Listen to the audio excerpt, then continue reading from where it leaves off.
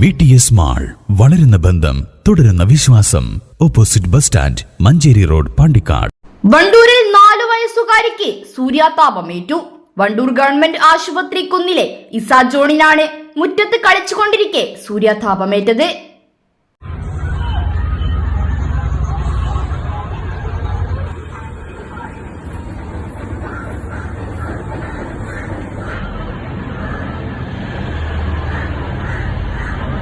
കഴിഞ്ഞ ചൊവ്വാഴ്ചയാണ് വീടിന് മുറ്റത്ത് സഹോദരങ്ങളോടൊപ്പം കളിച്ചുകൊണ്ടിരിക്കെ കുട്ടിക്ക് ഉഷ്ണതരംഗം ഏറ്റത്.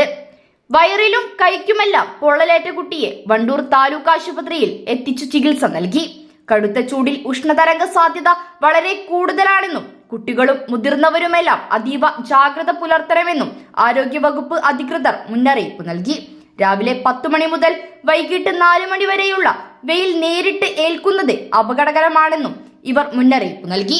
News bureau, Pandikkad.